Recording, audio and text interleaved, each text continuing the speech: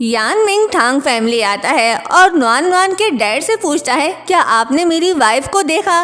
तो वो कहते हैं तुम्हारी वाइफ, वो तो बैठी हुई है। तो मॉम उन्हें चुप करवाती है और यांग मिंग से कहती है सॉरी बेटा, पहले गलती हमारी थी, हमें तुमसे सच नहीं छुपाना चाहिए था। अगर तुम डिवोर्स लेना चाहते हो या कॉम्पनसेशन चाहिए हो तो हम बात कर सकते हैं, बस एक रिक्वेस्ट है तुमसे, नुआन नुआन को परेशान मत करना। तो यांग मिंग उनसे कहता है आप गलत समझ रही हैं, मुझे पहले से ही पता था मेरी वाइफ आन रान नहीं बल्कि नुआन नुआन है। जो सुनकर सभी हैरान हो जाते हैं। डैड कहते हैं क्या तुम्हें पहले से ही पता था, फिर तुमने कुछ कहा क्यों नहीं, कहीं ऐसा तो नहीं कि तुम उसका फायदा उठाना चाहते थे। तो मॉम उनका मुंह बंद कर लेती है और यांग मिंग से कहती है बेटा तुम इस बुढ़े की बातों को इग्नोर करो, नुआन नुआन अपने रूम में है, तुम ऊपर जाकर उससे मिल लो, जो भी बात है तुम दोनों सामने बैठकर अपनी सारी मिसअंडरस्टैंडिंग क्लियर कर लो। यांग मिंग के जाने के बाद डैड कहते हैं ये सब आखिर चल क्या रहा है। तो आन रान कहती है सिंपल सी बात है, ये उसे पसंद करता है और वो भी इसे पसंद करती है। यांग मिंग नुआन नुआन के रूम के पास पहुंचता है, ये अंदर नहीं जाता, बाहर खड़ा कहता है लिटिल लायर मेरी बात सुनो, सच ये है कि मुझे पहले से ही पता था कि तुम आन रान नहीं हो। कल रात में नशे में नहीं था, मैं बिल्कुल होश में था। मुझे पता है मैं जिससे मोहब्बत करता हूँ वो सिर्फ तुम हो। क्या तुम दरवाज़ा खोल सकती हो ताकि हम आमने सामने बैठकर सारी बातें क्लियर कर सकें। वो दरवाज़ा नॉक करता है लेकिन नुआन नुआन कोई रिस्पॉन्स नहीं देती तो उसे कुछ गड़बड़ लगता है। वो जैसे ही उसके रूम के अंदर आता है तो वहाँ नुआन नुआन नहीं होती, बस उसका एक लेटर होता है जिसमें उसने यांग मिंग से अपोलोजाइज किया था झूठ बोलने के लिए। यांग मिंग उस लेटर को पढ़ने लगता है जिसमें लिखा था हाउ यांग मिंग सॉरी, जब तुम ये लेटर पढ़ोगे मैं ऑलरेडी जा चुकी होंगी। मुझे बिल्कुल भी हिम्मत नहीं कि मैं तुमसे फेस टू फेस माफ़ी मांग सकूं। उस दिन जब बारात दरवाजे पर खड़ी थी तो मेरी बहन सडनली गायब हो गई। मुझे मजबूरन उसकी जगह खड़ा होना पड़ा और उसकी जगह सब प्रिटेंड करना पड़ा। बाद में तुम्हारे साथ रहकर मुझे पता चला कि जो लोग तुम्हारे बारे में कहते थे कोड और हार्डलेस, वो बिल्कुल सच नहीं है। तुम स्ट्रांग हो, सॉफ्ट हो और हमेशा मुझे टॉलरेट करते रहे। मुझे खुद पता नहीं चला कि मैं तुमसे इमोशनली अटैच हो गई, लेकिन मुझे समझ नहीं आ रहा था कि मैं तुम्हारा सामना कैसे करूं। प्लीज़ मुझे माफ़ कर देना कि मैं बिना कुछ बोले चली गई। मैं चाहती हूं कि तुम और मेरी सिस्टर एक नई लाइफ शुरू करें और एक साथ हैप्पी रहें। जो पढ़कर वो बहुत दुखी हो जाता है और टूटे दिल के साथ कहता है लिटिल लायर क्या तुमने कभी मुझसे सच में प्यार नहीं किया। यान मिंग को लग रहा है कि शायद नुआन नुआन उसे पसंद नहीं करती। वो घर जाकर नुआन नुआन को याद करते हुए ड्रिंक करने लगता है, आंखों में आंसू, दिल में दर्द और हाथ में फोटो लिए दुखी दिल के साथ कहने लगता है लिटिल लायर तुम कहाँ चली गई, मुझे तुम बहुत याद आ रही हो। देखो तुम्हारे बिना घर कितना सूना सूना है। तुम्हें पता है मैंने खाना भी नहीं खाया, अब कौन मुझे नूडल्स बना कर देगा, वो भी हेल्दी तरीके से। तुम इतने टाइम तक मेरे साथ रही, क्या तुम्हें मुझसे कभी अट्रैक्शन फील नहीं हुआ। और ये सब सोचकर वो रोने लगता है और कहता है मैं तुम्हारे बिना नहीं रह सकता, प्लीज़ वापस आ जाओ। और इसी के साथ ये ड्रामा 3 मंथ आगे चला जाता है जहाँ हम नुआन नुआन को सोते हुए देखते हैं। तभी उसे उसकी बेस्ट फ्रेंड वांगशी की कॉल आती है जो उसे किसी जगह बुला रही होती है।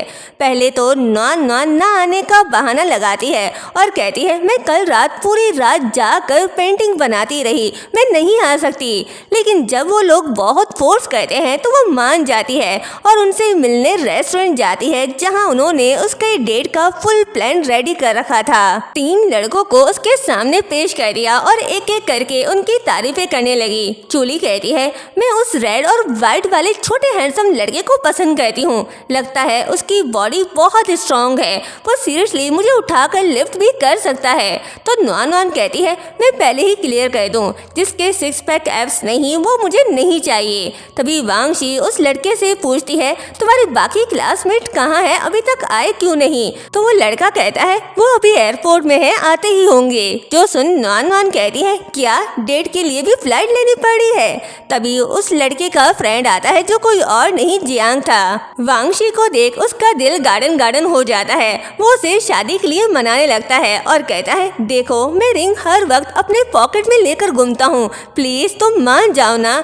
पहले तो वो नखरे करती है और कहती है कि वो इतनी जल्दी शादी नहीं करना चाहती, आगे चलकर अगर उसका प्यार खत्म हो गया तो वो क्या करेगी। तो जियांग कहता है वो उसके नाम अपनी सारी कंपनी और शेयर कर देगा, अगर आगे चलकर उसका प्यार खत्म हो गया तो वो सब उसका हो जाएगा।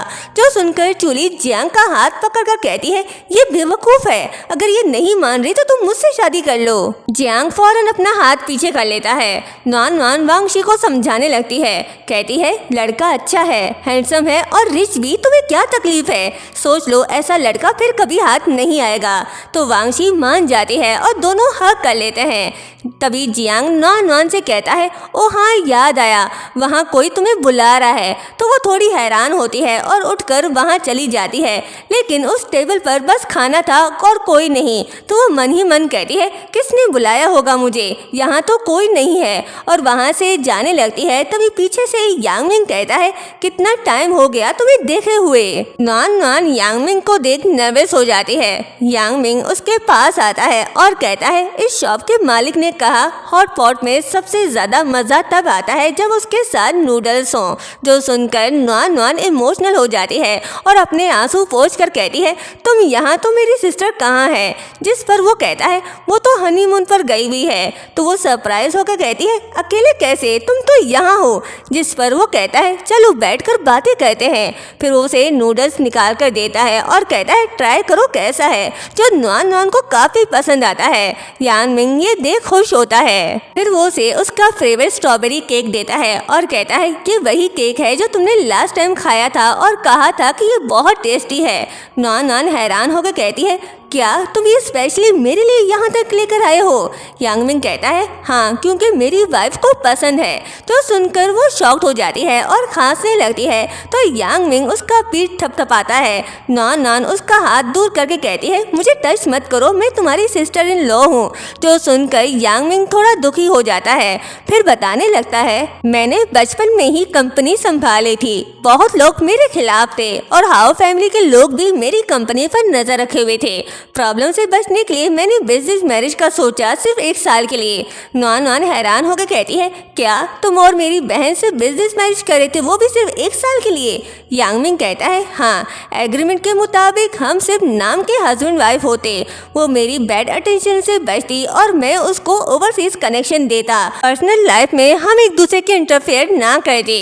नॉन वान कहती है, तो हमारी शादी की पहली रात जब मैं कंसमेशन से भाग रही थी, तब तुम सब जानते थे कि मैं तुम्हारी रियल वाइफ नहीं हूँ। यांगमिंग कहता है, वेडिंग वाले दिन ही तुम्हें देखकर समझ गया था कि तुम आन रान नहीं हो, क्योंकि उसकी पर्सनैलिटी बहुत कोल्ड है और तुम उसके बिल्कुल अपोजिट हो। फिर मैंने तुम्हें ऑब्जर्व करना शुरू किया। तुम्हें कैट से एलर्जी थी, जबकि तुम्हारी सिस्टर को वो बहुत पसंद था। तुम्हें स्ट्रॉबेरी केक बहुत पसंद है, जबकि तुम्हारी सिस्टर को स्ट्रॉबेरी से एलर्जी है। जो सुनकर वो हैरान हो जाती है और कहती है, तो तुमने पहले जो कहा था कि तुम्हारा दोस्त केक शॉप चलाता है और तुमने मुझे स्ट्रॉबेरी केक खिला रहे थे, तो क्या वो मुझे टेस्ट करने के लिए था? तुम पहले से ही सब जानते थे, फिर तुमने मुझे एक्सपोज क्यों नहीं किया? क्या तुम बस मेरा मजाक बना रहे थे? तुमने जानबूझकर मुझे सच नहीं बताया, सब एंजॉय कर रहे थे। और गुस्से से वहाँ से जाने लगती है। तो वो उसे रोकता है और कहता है, मेरी बात सुनो, मुझे सब पता था, लेकिन फिर भी मैंने तुम्हें सच नहीं बताया। मैं शुरू से ही तुम्हें सिर्फ अपने लिए टेस्ट करा था, चाहे तुम्हारी बहन हो या तुम, मुझे फर्क नहीं पड़ता। मुझे सिर्फ एक ऐसा इंसान चाहिए था जो मेरी वाइफ का रोल प्ले कर सके। तो नॉन वान कहती है, तो फिर मैंने इतनी मेहनत और इतने दिल से एक्टिंग की। मिस्टर हाओ, क्या आपको नहीं लगता मेरी सैलरी बढ़ानी चाहिए? यांगमिंग कहता है, मुझे बचपन से ही एलीट एजुकेशन मिली, मैं जो भी करता हूँ हमेशा अपने फायदे को सबसे ऊपर रखता हूँ, लेकिन जब मुझे तुम्हारी असलियत का पता चला तो मैंने तुम्हें एक्सपोज नहीं किया, क्योंकि मुझे लगा तुम्हारे साथ रहना बहुत मज़ेदार और बहुत कंफर्टेबल है। तुमने मुझे नूडल्स खाना सिखाया, मुझे खुश रहना सिखाया। तुम्हारे साथ बिताया हुआ हर एक दिन मेरे लिए बहुत खास और खुशी से भरा था। ये खुशी मेरे अरबों के कॉन्ट्रैक्ट साइन करने की खुशी से भी कई ज्यादा बड़ी थी। ये सुन नॉन वान मुंह बनाकर कहती है, कोई ऐसा एग्जाम्पल देता है क्या? जो नहीं जानता वो तो यही समझेगा कि तुम अपनी अमीरी का दिखावा कर रहे हो। यांगमिंग कहता है मैं तो हूँ ही बहुत अमीर, मुझे दिखावा करने की क्या ज़रूरत। नुआन नुआन कहती है तुम तो सच में बिल्कुल भी हम्बल नहीं हो। फिर वो उसे बताता है कि वो काफ़ी टाइम से यहाँ आया हुआ था और उसे फॉलो करा था। नुआन नुआन कहती है फिर तुमने मुझे क्यों नहीं बताया। तो वो कहता है क्योंकि मुझे लगा कि तुम फिर से भाग जाओगी। और उसे कहता है मैंने तुम्हें सच इसलिए नहीं बताया क्योंकि मुझे तुम्हारे साथ रहना अच्छा लगता था, मैं तुम्हें खोना नहीं चाहता था। तो नुआन नुआन कहती है तो फिर अब क्यों आए हो। यांग मिंग कहता है तुम मेरे पीछे ब्लाइंड डेट पर जा रही थी, अगर अब भी मैं ना आता तो।